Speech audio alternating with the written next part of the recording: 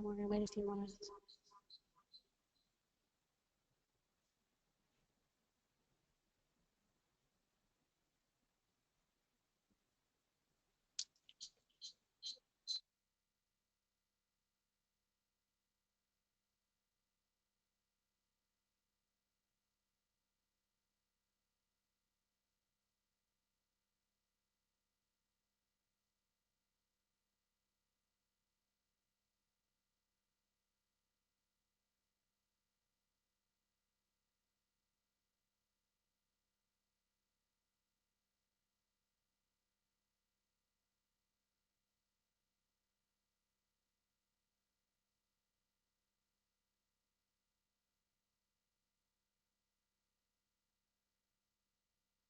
All right, can everybody hear and see me okay?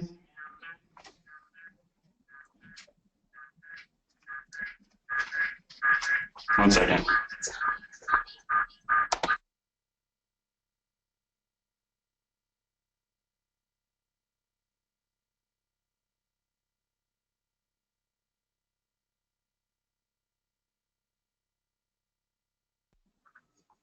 All right, hopefully everybody can hear me and see me okay. There's a chat window down at the bottom where you can chat messages, or you can put in your message, and either myself or a few other organizers who's on today for the webinar will be able to answer your questions as we go through. Yeah, so welcome to Active Shooter Situational Awareness. I just want to make sure that we have everything going here. I'm just doing a couple checks, so if you guys can hear me, go ahead and let me know. If you can't hear me, let me see if I can get this in.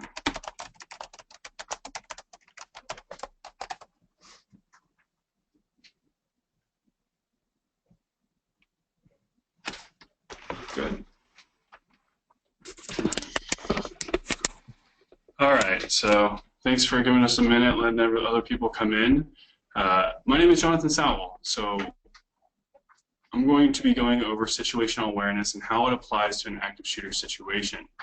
It's one of the most common things we forget about. So Department of Homeland Security and a few other people put out this really nice message of run, hide, fight. That's what you're supposed to do in an active shooter situation. But unfortunately, they didn't really put out, the awareness piece. And they put it out in some aspects, but it's more in reports, and you have to look at the reports. But if we can take situational awareness and adapt it into our thinking for active shooter situations, or just in general, everyday life, it doesn't even have to be for active shooter or active incidents. But if we take situational awareness and apply it to our everyday life, we can be more alert and more aware of things before they happen. So a little bit about Alamom. We've been in business since 2014. We really look for, not only with our safety and security solutions department, where we're dealing with safety, and we're dealing with active shooter and risk assessments and looking at the security of your business. We also have a little bit of consulting and other things that we do. It's a women-owned small business. And really, we're just here to build a community of success. Now, the active shooter mitigation or active shooter response team is comprised of 3 different teams of elite experts. We have 50 years combined experience, some of us coming from special operations, some of us coming from Israeli Special Defense, a few of us coming from other security organizations where we've managed big, small, medium-sized businesses or hospitals and organizations. And here's just a few of the clients that we've served throughout the years. Myself, again, my name is Jon Sowell. I have 12 years active duty as a search and rescue corpsman. I spent 3 years of that in law enforcement as well, and then I have 12 years teaching emergency medicine, survival training, and teaching search and rescue and a few other things here and there. I've been teaching for a long time and I actually really enjoy just talking. I'm going to put a poll up here, so I'll let you answer this question. But how many active shooter situations do you think have occurred this year in the United States? So there's a little poll up. You should be able to select that, the little answers there. There we go.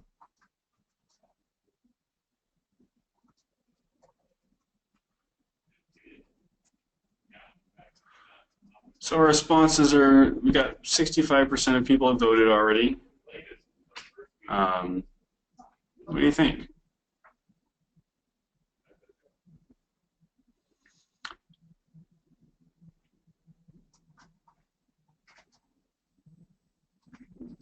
Okay.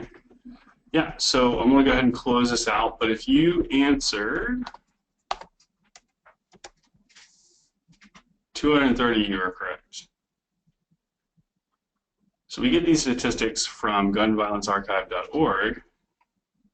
They're really good, really good source for looking at gun violence, looking at active shooter, and it really just depends on who you ask. Every organization or every agency in the U.S. has a small or a little bit different definition of active shooter. And since that's kind of the topic today, I just wanted to fill you in some statistics about where these occur and how many in the United States we have. And if you look at the map here, you can see the little dots, little red dots indicating where these are all happening throughout the U.S.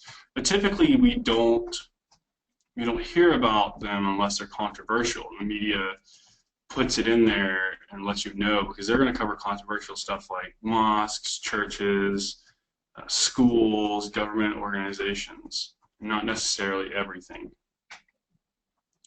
We're going to look at some videos today. They may be graphic in nature. If this is a problem, let us know now. Also, we're going to use some videos for training purposes. I just want to make sure that you guys all are aware that it's not necessarily our views, just they're really good for training.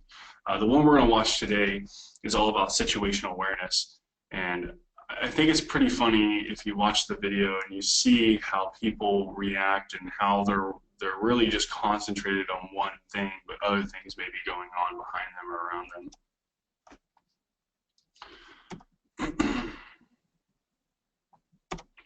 So just looking at some of the stats here, 230, I think this number is just up a little bit since last week. We're now about 234. Let me go back, sorry about that. 577 people have been killed this year.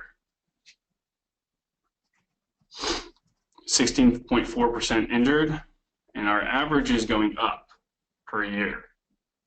So it's increasing year over year. And we pulled some of the stuff from the studies that was created by the FBI and Department of Homeland Security. They do a really good job of breaking down all of the information you need and putting it into a report. Now, whether you can kind of pull the little pieces out of the report, that's up to you and how your reading style is. But there's really good information out there. And feel free to go Google FBI active shooter, and you can look at all the reports they put up there. Plus, they give you little materials here and there that you can use. Now, these happen in businesses, schools. If you look at the little graph here, there's a big thing that you can take into consideration here. And what do you think that is? Anybody? What do you guys think that is? Not just the location, but think a little bit more about what's going on here.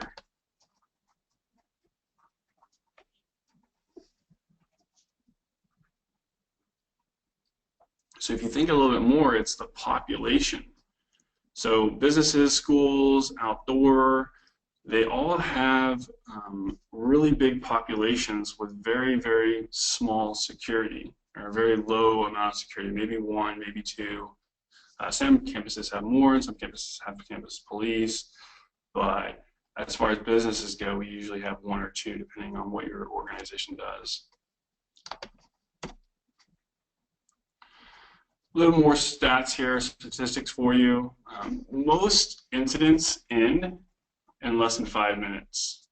Now, this is a staggering number because if you look at your police response time, it's usually 15 to 20 minutes. And in some cases, like the Virginia Tech shooting, police weren't even notified until 15 minutes after the incident had already been ongoing. So these are really, really big things that we have to think about. And this really means that you are the first responder, okay? Now, I want you to look at the potential, or the indicators for potential violence, because as we start talking about situational awareness, these are huge.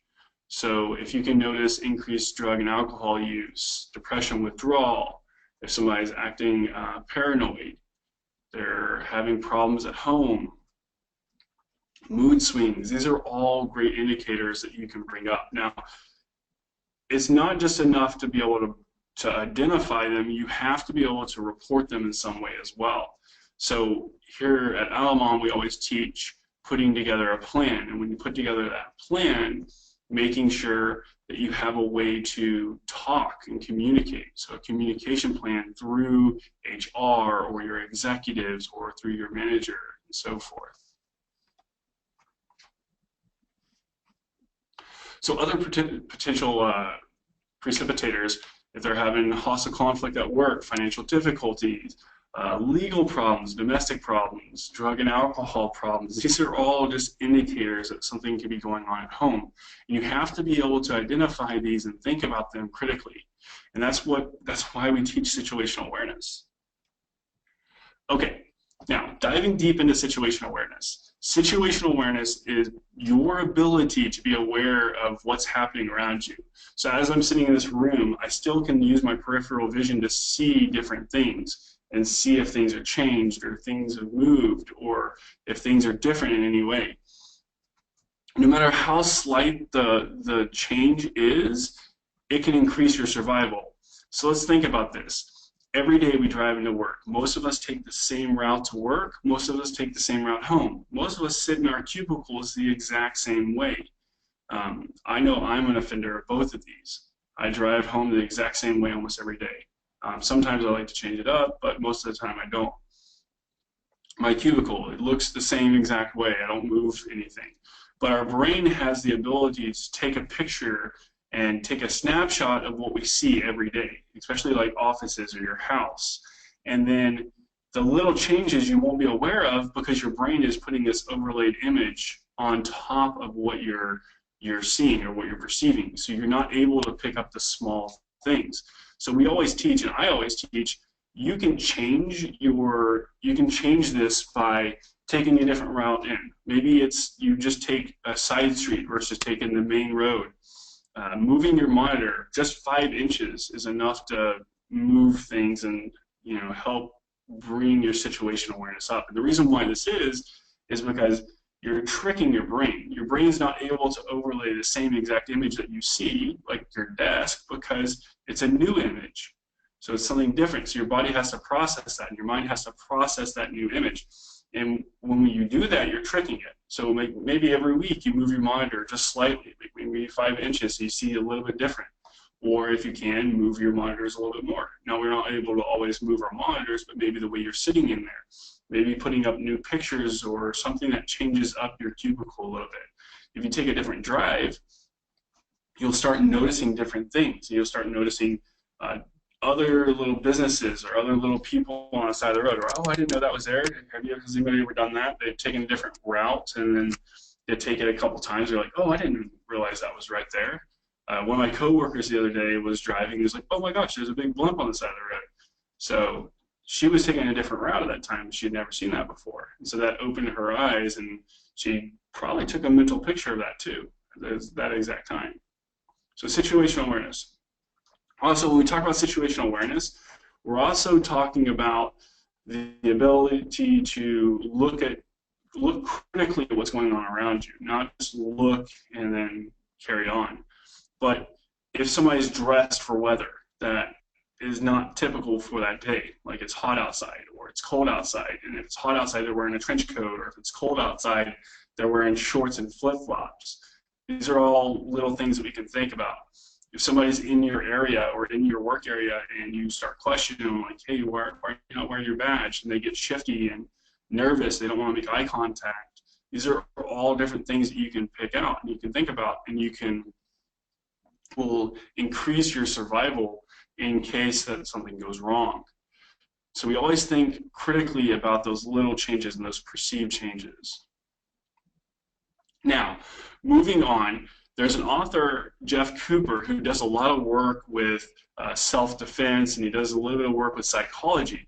And he came out with this really great color code system that really does describe how our brain works. and it puts it into categories, and these categories are representative of colors. So you have white, you have yellow, you have orange, and you have red. Now, each one of these are different ways our brain thinks, especially throughout the day. And unfortunately, most people would be classified in the white area. And so white is, you are really unaware of what's going on around you. You're not ready to take action. If something does happen, or you hear loud gunshots or breaking a window, you're like, this can't be happening. A lot of us do this, especially when it comes to fire drills. We're so used to fire drills or earthquake drills that we just get into the attitude of, it's probably just a drill. We don't take this seriously.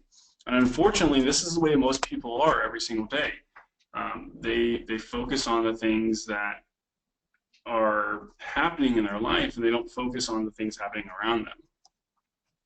Now, yellow, this condition is really where you want to be. In the event of an active shooter, or any kind of incident, to be honest with you, you want to put your mind in this kind of view, and really before this ever happens. So this is the condition that you should be in every day. And it's not paranoia, it's just you're paying attention to the sights, the smells. You're using your senses to determine if something is right or wrong. Even in some cases, people are able to perceive the feeling. They just feel something's wrong. And that's a little bit different than our 5 basic senses that we think about, but using all of those senses collectively to determine whether something is right or wrong. But then you're moving your alertness and the way your brain is thinking, you're moving this to where you're not totally surprised or caught off guard. And so when stuff does happen, you're ready to move your brain or shift the mentality into orange. Okay? This is where you're thinking that something is not right. You notice that something's not right. You're trying to find information. You're assessing the situation. You're putting your head on a swivel. You're looking around, looking to see what's going on. And when you do this, you're able to trigger your brain, and you're able to run scenarios in your brain. Okay, if person A comes down this way, where am I going to go? Or if person A and B come down this way, what am I going to do? Or in the case that somebody has a trench coat and you're questioning them, or they have shifty eyes and you're trying to talk to them about whether or not they should be in the area. You're thinking to yourself, okay, if this person reaches for his pocket, what am I going to do? Or if this person reaches inside the coat, what am I going to do? So you're thinking about all this, and you're able to come up with multiple plans. And this is important when it comes to situational awareness, because you want to be able to think what to do next. Okay? But remember, yellow is not paranoid. You're not paranoid. You're really just considering the facts, and you're looking around and seeing what's going on in everyday life. Like if you went to work, for example, how many people went to work and something was out of place? They got there, the door was unlocked, and it wasn't supposed to be unlocked. Or you went to put your key in to unlock it, and it was definitely not unlocked. You were just able to go through. Or you use those little RFID tags, those little key cards that are plastic to get into doors. Maybe it didn't work one day. Or maybe you went to use it, but the door was already unlocked. Or even further, maybe your front desk or whoever does coffee around your building, maybe they do something a certain way, and everything was out of place that day. Those are all things that we can think about with situational awareness. Now, in the condition red, your attention is still in orange, but you've tripped this little trigger in your brain, and you've shifted into red. This is where that mental trigger is tripped, and you're ready to do whatever it takes. So you went down the hallway, you're like, okay, if person A comes towards me, I'm going to do this. And then you executed that plan. And then you got into the room, and then somebody starts banging on the door, trying to get in the door. This is your mental trip to do whatever it takes to survive. And in most cases, in active shooter situations, we tell you to fight. Okay? You fight, fight, fight. We've seen this before. We've ran drills, and in our drills that we've ran for other organizations, this was the biggest thing. Nobody was able to trip into red because they weren't willing to fight back or do whatever it takes to survive the emergency. In some cases, you think there's been plenty of cases out there, like Black Friday. It's out there. Everybody goes, or a lot of people go to Black Friday, and when you line up and you're thinking in your head, okay, What happens if this whole line just starts rushing in, and then something does happen, and somebody falls, and your instinct goes from, okay, what if, to I need to survive, and that's what it is. You're trying to survive, and so you're just doing whatever it takes. You're pushing, you're trying to get out of the line, you're trying to get in the door. In some cases, people are usually trying to get to good buys and stuff like that. But this is where you've tripped. You're thinking about other things now, and you're trying to survive the situation. Now, in situational awareness, what we teach is this. You should always be aware of these three things, okay? You should always be aware of exits, you should always be aware of people, and you should always be looking for cover or concealment in that matter. And so there is a difference between cover and concealment, and I'm going to tell you that right now because I felt to put that slide in. But cover is where you're putting something, a barrier between yourself and a situation. So flower pots, maybe even doors or offices, those could all be covers, or desks, or a pillar, that could be cover as well. But then moving into concealment, concealment is just something that merely hides you. And so with concealment, it's really like you're putting yourself behind clothes in a closet or something like that, or you're putting yourself just behind a wall, because a wall won't necessarily protect you from a bullet unless it's like concrete. Or you're basically covering your body so you can't be seen. But it's not necessarily going to keep you safe if somebody comes in with a gun, or if somebody comes in and they try to rush people. Now, every day, you should be aware of this. You should be looking for this list of items. This is our checklist and what we look at every single day. Every time I go into a building, whether I know it or not, I'm always looking for 2 to 3 exits. What happens when you go into a building and somebody has modified the building, or they've done construction, and then your one exit is no longer there?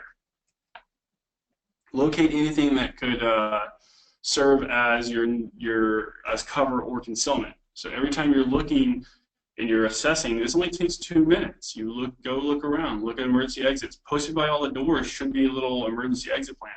Look for those exits. Then what about looking for cover and concealment? So looking for little things that could act as cover or concealment, or places you can hide in the event there is an emergency, or how to get out of the building if emergency. In some cases, it's not just active shooter, it's active incidents where people are coming in with knives and they're doing other threats. So you have to think about how can you get out of the building in a safe and fast manner. Or if they were coming down the hallway, could you hide? And concealment could be even concealing yourself in plain sight, or hiding in plain sight. You can hide right in shade, or like right in shadows. There's been plenty of times in history, and if you look at all the active shooter incidents and you start reading reports, you'll learn that some people just hid in shadows. They didn't have any place to hide. They couldn't hide behind a copier, they couldn't hide under a desk, so they just hid in plain sight. I ran a drill the other day, and in that drill, I was the active shooter, and I walked right down the path of a cubicle, and people were kind of hiding under the desk, but they were hiding more in the shadows of the desk, so I couldn't see them. I was looking under all the stuff and looking for people, and then my eyes shifted to, I saw movement, so I looked up there and I proceeded that way. And when that happened, those people, I walked straight by those people, and they were able to escape behind me without me even being able to see them. And so observe individuals as well. So if somebody's coming into your building, or somebody is around you that's typically not there, start observing and start just thinking, what if? And look for those things that might be out of place. Like, again, they're wearing a coat and it's hot outside, or maybe they don't have a badge. And this is one thing that's huge. When it comes to incidents or emergencies at our workplace, the one thing that we fail to realize is the physical security of things is really what's going to save you.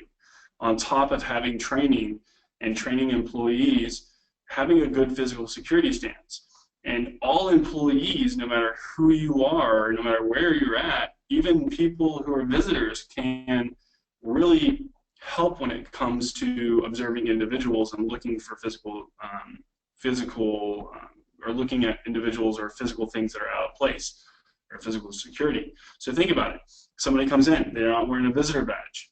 How many times have you told someone, hey, you need to go to the front and get a visitor badge, you need to check in? Or you run a business or you're in a business that's more open and you notice that somebody doesn't work there, because a lot of us get used to who works there and who doesn't. Do you ask, oh, hey, I've never met you, who are you? So so that really involves everyone buying in and having a little piece when it comes to physical security. Everyone has to be on guard and aware of what's going on. And I'm not saying you have to be paranoid, you just have to observe and figure out what's going on and just know what to do next. And the bottom line here is trust your instincts and gut. There's been plenty of times in history where people went against their instincts or their gut feeling, and that's what got them hurt, or that's what got them killed. Okay? So follow your gut instinct. Now, the natural human response, this is a pretty interesting one. The natural human response is to do three things. We used to think for decades and decades that it was only fight or flight, but it's really three things: fight, flight, or freeze. That's really what it comes down to. And so with fighting, when it happens, your body sends adrenaline. Okay, you have these little adrenal glands that sit right on top of your kidneys, and they send out that chemical to your body, and it signifies to your brain, hey, we need to do something. We used to think for a long time that was either fight or flight, but now it's really a flight, flight, or freeze. There's too many F's in this one. But so in the event of emergency, you're going to do one of three things. So running, in this case, we say running drills and running looking for opportunities to exercise your ability to fight, or flee. Fight, flight, or freeze, sorry. A lot of F's.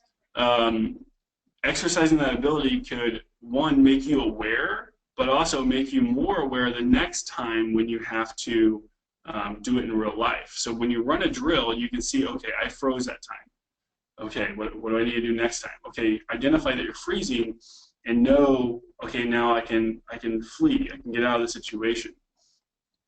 So freezing is where your body just doesn't know what to do, you freeze, you panic, you're just frozen, you're sitting there, you just don't know where to go, don't know what to do, or you see the active shooter, you see a bad person, and you're just like, I just don't know what to do. Fighting, you're ready to fight back. Your immediate response is to fight back. So go towards the danger and fight back. And in active shooter situations, we want you to do that when it's a threat. Okay, so position yourself so you can run and hide, but also then position yourself when you're hiding to fight back. Or if you're running, you're looking for different weapons that you can pick up instantaneously. One thing that we have around us every day is a fire extinguisher. Most places have a fire extinguisher, and that makes an amazing weapon. Okay, so going through this, and then flight, you're running out of the building. You're just trying to get out. You're trying to get away from the situation. Okay, and that's your natural human response. If you can identify what your response will be, and every situation is a little bit different. One time when I was in Iraq, we got mortared, and it was the first time I've ever been mortared, and I didn't know what to do. I forgot my training. And so then I froze. I was like, and even the best of us, even the people who think they're really, really, really hardcore and they can really do something and really fight back, some of us freeze. But then you identify that the first time, and then you can change your response the next time. Okay? So I'm going to show you a little video here. This one's a pretty interesting one because it really depicts situational awareness and what goes through our minds when we're engaged in other activities. All right. Hopefully you can hear us okay. Let us know if you can't hear this. We'll try to turn it up or try to modify it in some way.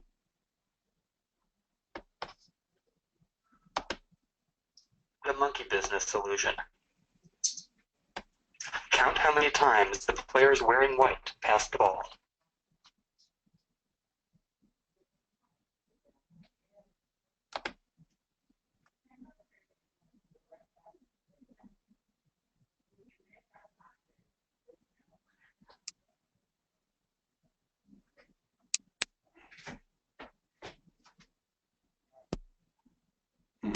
It's going a little slow.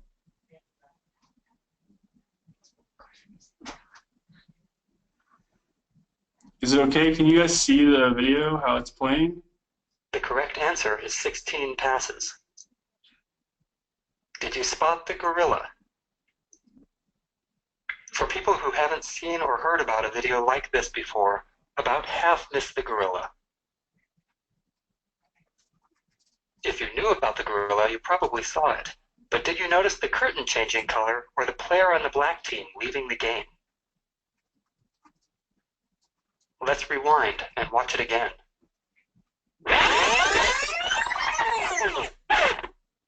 Here comes the gorilla, and there goes a player, and the curtain is changing from red to gold.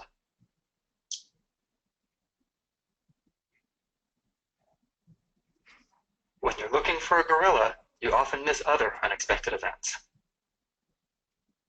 And that's the monkey business illusion. Learn more about this illusion and the original. So hopefully you were able to see that, and it's just a really great illusion, and it's a great way to perceive situational awareness, because you oftentimes get tunnel vision and involved in what you're doing. And when you do that, you often miss things that are walking by or things that are happening. And this happens is really, if you think about it, this is how magicians make their business. They have these illusions, and they play on the psychology of others. And so if you are able to perceive what's happening around you, not just your direct focus, you're able to pick up other things. How many times did anybody see the monkey or the gorilla the first time through? I watched this a few times, and I haven't been able to see it the first time through until I shift my focus and think about it. How many? Okay, good. How many people was it? Was it anybody the second time through they saw the monkey? Did they see the curtain change or somebody leaving? The first couple times I saw this, I saw the gorilla come in, but I didn't see somebody leaving. Or, yeah, the curtain changing color. So it changes from a red to gold. And so a lot of the times our brain isn't able to pick up on those things unless they're huge changes. Or think about this. This is something we can think about in life. Oftentimes us guys get in trouble because we never notice that our wife or significant other has changed their hair or changed something about them. But that's our brain putting this overlay image over what we're seeing. So we're not able to pick up or aware of that little change. But if you're really good with situational awareness, or you're really good at looking at things around you, typically or the people who are really good at this can pick out that one little thing. Oh, honey, you cut your hair 6 inches or 7 inches. Unless it's dramatic, right? And then we can see it. And that's like something turns to black, or it's like one of those colors that our brain picks up on really easily, like green. Or your significant other had really long hair and then it's now really short. So it's a huge shift, and then our brain can perceive it. So what we're trying to get out of this is that you shouldn't really look for that huge shift and that huge change. You should try to be aware of more things happening around you every day. How many people, anyone out there, when you go to a restaurant, do you sit facing the door? Or do you notice that something has changed about your favorite restaurant and you're able to pick up on that? Or is it something that because you go there every day and then something is immediately different and you notice that? Anyone like that? Anybody notice any of that? I sit myself by the door. I think it's more of a anxiety thing from the military, but even some of our significant others do that as well. And sometimes we do that just so we can perceive those changes, or we can look at people as they're coming through to judge whether they're shifty or whether they look like they're not supposed to be here.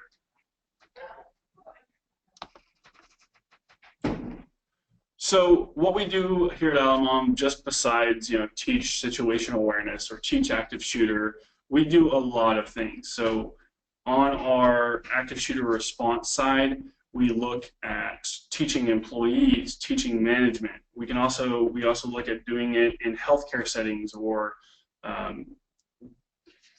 like natural gas, we look at all the critical infrastructures. So you think gas, electric, medical, IT, we look at all that.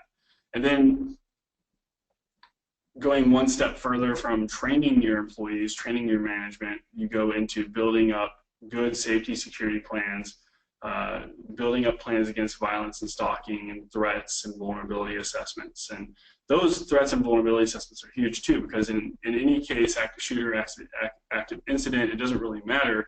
Your first piece of security is going to be the physical layout. So even before you look at, okay, are we doing a background check and looking at your employees, are we dealing with that onion, creating that onion? So it's multiple layers for somebody to get through in order to get to our employees. So those vulnerability assessments are huge because they play a part in improving your security. Also drills. So when you do have a plan and you have run your physical security assessment, putting a drill into place, and that drill, it really takes the information that you put into that assessment, and it puts it into play, it puts it into practice. And then when you do that, you can get lessons learned. And those lessons learned can then go back into incorporating a better plan.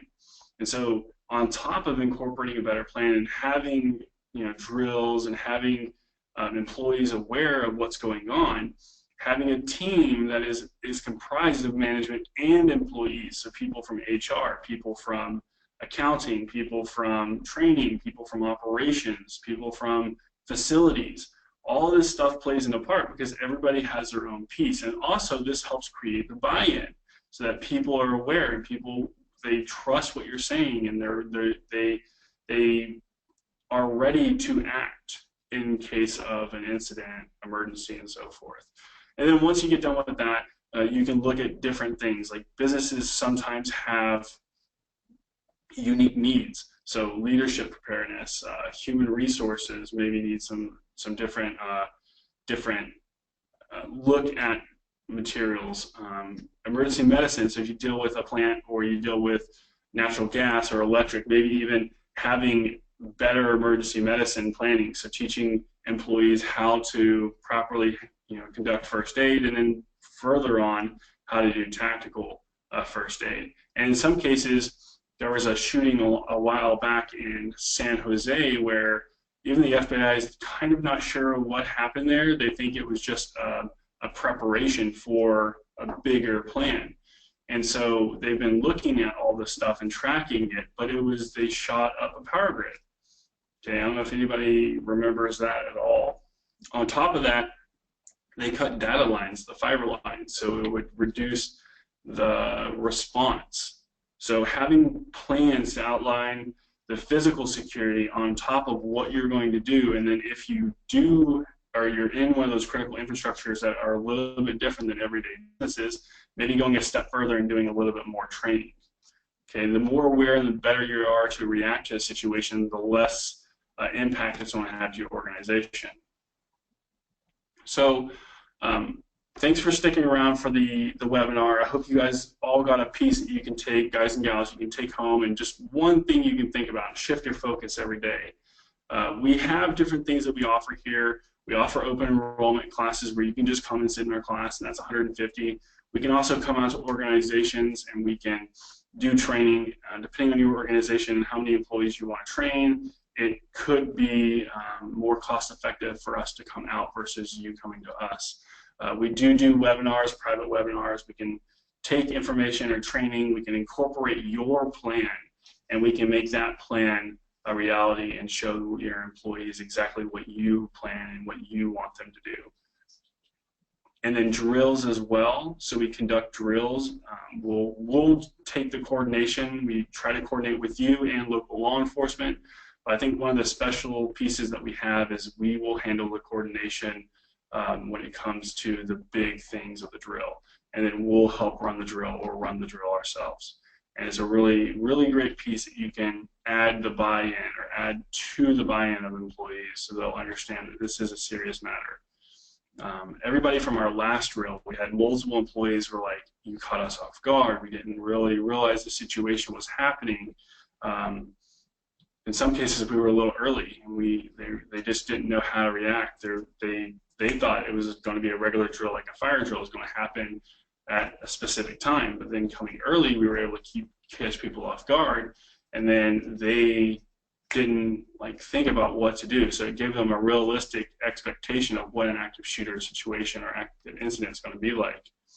And also risk assessments. We provide risk assessments. So per building, we can go out and assess different buildings and your layout and your onion. So look at different layers, and we'll talk about different layers, look at your security, and help you implement a good plan.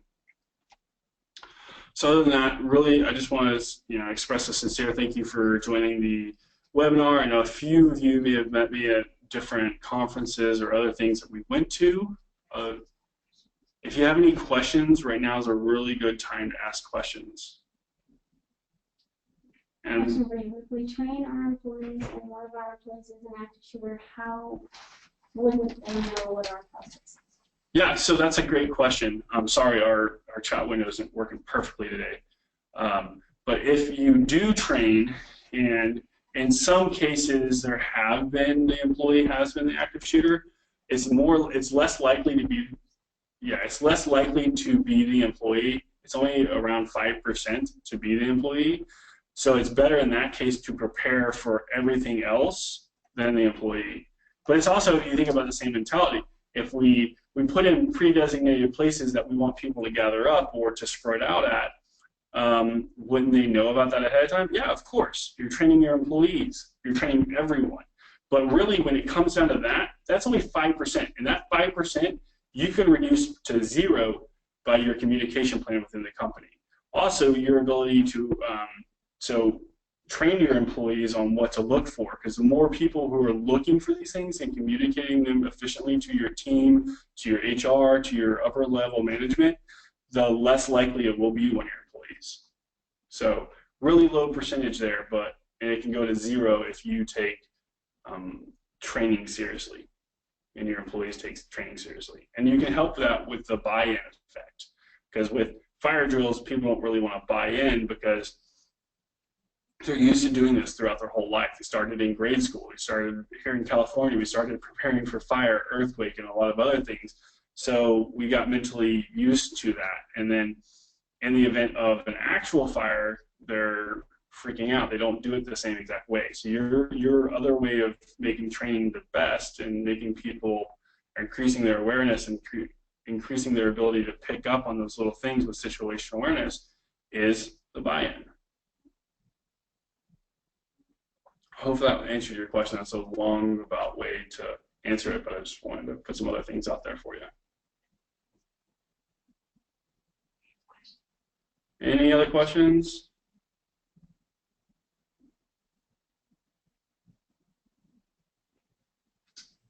This person says, thank you for serving and protecting our country, Jon. Really appreciate it. Oh, you're very, very welcome. I loved every minute of it. This picture you see here, that's me right in the middle. I was yelling at my boss that day. We were doing a drill. But yeah, thank you. I loved all the time I served in the military, and that's one of the reasons why I got into teaching active shooter and teaching incident management and incident response, is because really I just want people to be safe, and I just want to increase everybody's awareness. So, but thank you for your support.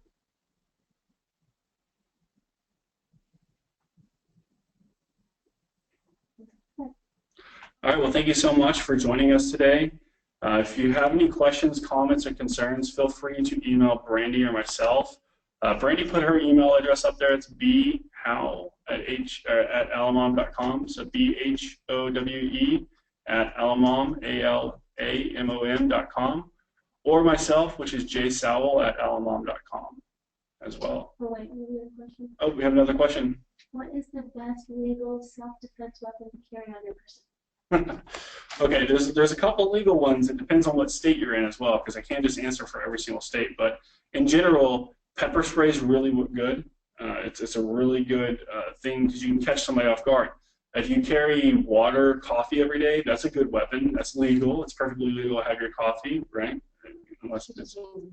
But in California, yeah. So in California, you can have a pepper spray as long as it's a certain percentage. You can have certain stun guns. Those are all legal depending on the voltage. They use joules to measure the voltage. Same as like some of the equipment we use in hospitals. But those are two good weapons you can carry on you. But the other thing here is like when you're walking out to your car, do you just want to have it in your purse or in your bag or your pocket? No, you want to have it ready and available to use, maybe on a keychain, something you're already holding. So those are just a few different ones, because if you, in the event of an active shooter, I have a really good video I want to show you real quick. Just before, I heard that bear spray is better than that because the range is wider and more direct. Yes, it is. However, carrying bear spray around with you might get you in trouble at work. The legal limit in California is 2.5 ounces. Yeah, 2.5 ounces is the legal limit. Bear spray is a lot more than that. Bear spray is really good for bears. I think there was a viral video that just came out where a guy used bear spray, and it still got him. And you got to think about that too, is when you're using something like pepper spray or oil capsium spray, what's the legal limit? 2.5. And then also, when you spray it, are you going to get any spray back in your face as well? And I'll tell you from somebody who's been sprayed with pepper spray before, it hurts. Just to let you know, is it legal to carry in the office as well? Now, the office, it's legal by California standards. That doesn't mean your office is okay with that. That's one thing you're going to want to check with your HR about. Some offices say no. In most cases, I would say you want to look at that and redo that plan, but you want to talk with your HR and your upper management about whether it's okay to bring it in. Just like in most cases, knives are okay, but a lot of businesses don't want people bringing knives in with them. Same question for a license to carry. If the employee tells them they're licensed to carry, are they allowed to bring them in? So license to carry is another controversial topic. That's another one where the state of California says great, but you have to look at other laws within that. Some laws within California and other states say, hey, you can carry, but you can't carry into any business that has a large population, or any movie theater or concert or anything like that. So you got to look at that. Plus, you have to look at the fact whether HR management allows it. And so that might be something you can put in your plan. We have 7 employees who have concealed carry, and concealed carry in California is really hard to get it. If you live in San Diego, it's extremely hard. Other counties, it's a little bit easier. But that's another one where you really have to check with HR first. I don't want to say yes and then have a lot of HR screaming at me. Here's another one. I believe it was slide 19. It stated you would want to be in yellow mode before an active shooter. Since we never know when an active shooter situation will happen, is it your recommendation that people are always in yellow mode? Yeah, yellow mode is the yellow color. Really, honestly, is the best color to be in the yellow mind frame. You're not being paranoid, but you're just able to pick up on those little small changes, and you're able to constructively think about what's going on and what can happen and what to do just before you shift into that trigger of orange. And usually that orange or red doesn't get shifted into until you have an incident or emergency. So yeah, yellow is the best. White, not so much. Here's a video from Seattle Pacific University. The shooter came on campus with a shotgun. He was also had a buck knife, because a lot of the times, almost every situation I've read about, they've also had a knife on them of some kind. So they carried a gun, but they also carried a knife. And by the breakdown, handguns are the most common, and then next is rifles, and then shotguns. And then there's a little small percentage for unknown or others. But in this case at Seattle Pacific University, I believe this was back in 2014, the gunman had come on campus and killed 1 and injured 3 others before this occurred. The gentleman right here has pepper spray. So he pepper sprayed the individual, which caught him off guard. He was already trying to reload. He took the weapon, put it away in a safe place, and then he came back and held him until law enforcement arrives. And on the floor there to the left, you can see all the shotgun shells. And right now he's reaching for his knife, but he's trying to unsheath it. But before he's able to unsheath it and take it out, the student comes back and holds him until law enforcement arrives. There's another student who comes into the picture here in a second. So this, I like to tell people, pepper spray. If you don't have it now, go get it. Go get some pepper spray. It's really easy. It's very cheap. Even businesses, you can put little kits together, and in the kit you can have pepper spray. But remember, when you're dealing with pepper spray, it's something you really want to take some training on, or stun guns or tasers for that matter. You want to take some training on it before you go to try to use it. So you have 10 minutes left. Can you show that 9-minute now? Yeah, I'm gonna show I'm gonna put a little video up about the run, hide, fight. Yeah, so there's a really good one that is put out. I have multiple ones that I like to look at, but there's a really good one that's put out by LA County. You would think, I always say this, but you'd think that the acting would be a little bit better since it's LA, but it's a really good video because it encompasses everything you should think about, and also your training and your awareness and such. And it incorporates 3 different scenarios. The morning that began like any other turned tragic today when an employee opened fire on a supervisor and fellow coworkers. Students, parents, teachers are asking why today, after a bloody rampage, plunged this campus into tragedy. Details are just coming in, but we're being told that a heavily armed gunman opened fire this evening at the mall food court behind me. There's no official word on any casualties yet, but one eyewitness reported seeing at least 6 people shot. Active shooter. A gunman or gunmen killing or attempting to kill people in a confined, populated area.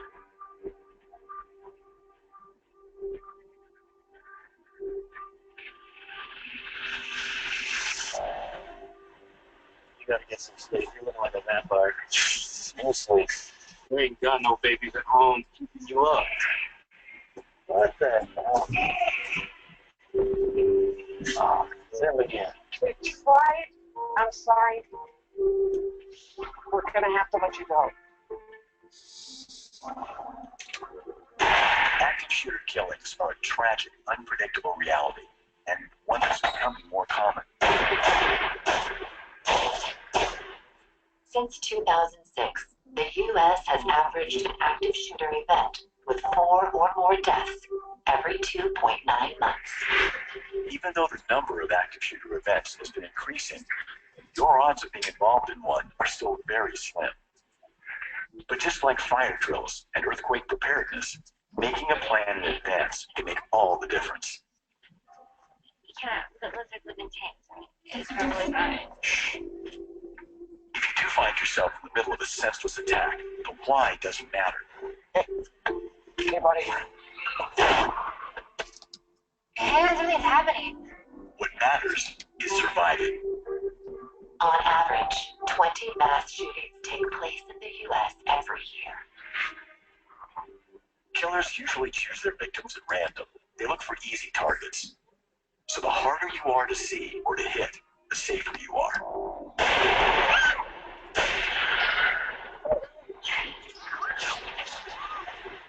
When an attack starts, if you can find a way out of the location, do so.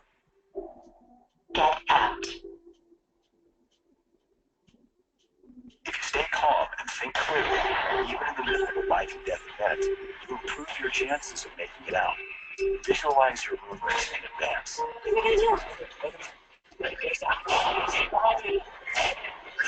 Use cover so that it will stop a bullet, and concealment is something that at least keeps you out of sight. Attention software units go through response needed regarding a 245 ESV 417. Town center shopping mall. Suspects wearing a face mask, possible body armor. Use any available means to get out, including emergency exits or windows. Most restaurants and retail locations will also have exits in the back, kitchens or stock rooms.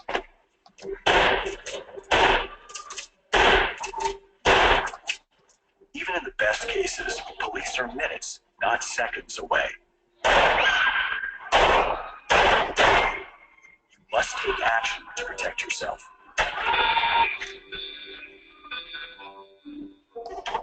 Okay. Everybody stay calm. It's probably just a drill.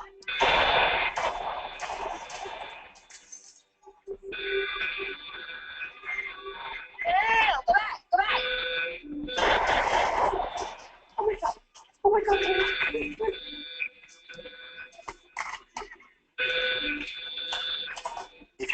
others without putting yourself in unnecessary danger, do so.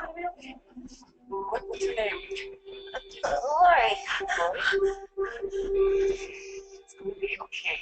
If you can't move safely to an exit, get to a room or a confined area you can lock down. Then secure the location.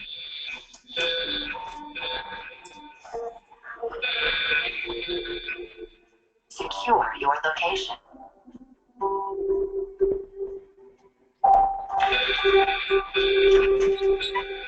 Oh my God! This shitty! Everybody stay calm. Remember how we train. Everybody get in this corner, away from the windows. Get the emergency bag from my desk. Help her. Drywall won't stop a bullet, but there are steps to take to stay safe. Lock or barricade the doors, turn off the lights, move away from any windows, and silence your cell phone. The other door doesn't lock. With desks or anything, just block it. A modern emergency bag can include a first aid kit, gloves, emergency plans for the building, and casualty cards to alert first responders to any wounded victims.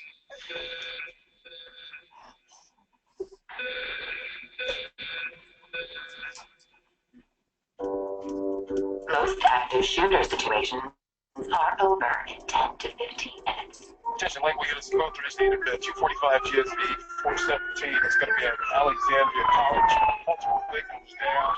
Law enforcement's first responsibility when entering an active shooter situation is to stop the suspect, not to render aid to the victims. Medical teams will enter the scene as soon as the suspect is no longer a threat or is confirmed in another location. Silence any cell phones and remain quiet. Do not alert the shooter to your presence.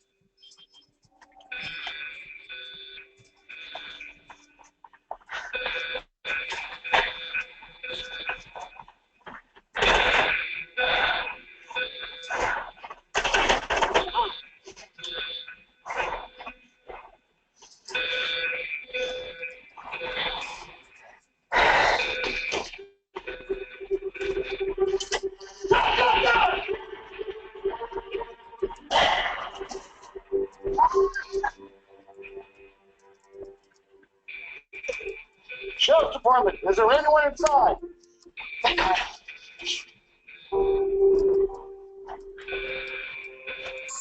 Just hang tight. We'll be back to get you. Defend yourself.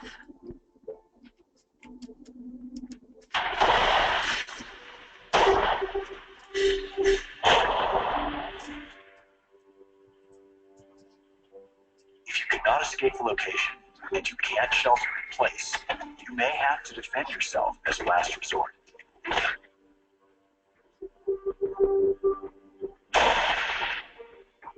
Almost anything can be turned into an improvised weapon. Look for something that can disrupt the shooter's ability to see, breathe, or control their weapon.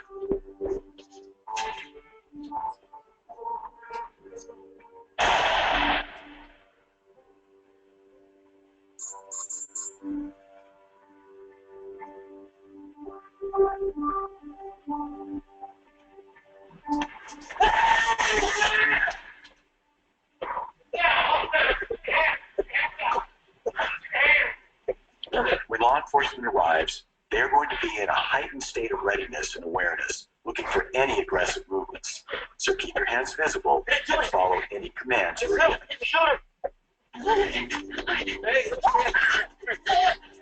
What happened? I just saw one shooter. Especially in developing situations, engaging law enforcement, running toward them, reaching for them, even to thank them, could put people at risk.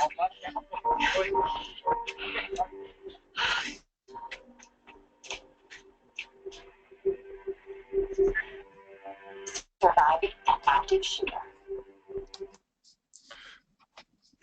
All right, yeah, that's one of my favorite. To be honest with you, that's probably one of my favorite videos out there when it comes to active shooter response. There's a lot of them out there. We typically businesses, sometimes your local agencies will put videos out like this one. This one's put out by Los Angeles There's also one put out by the city of Houston, Texas.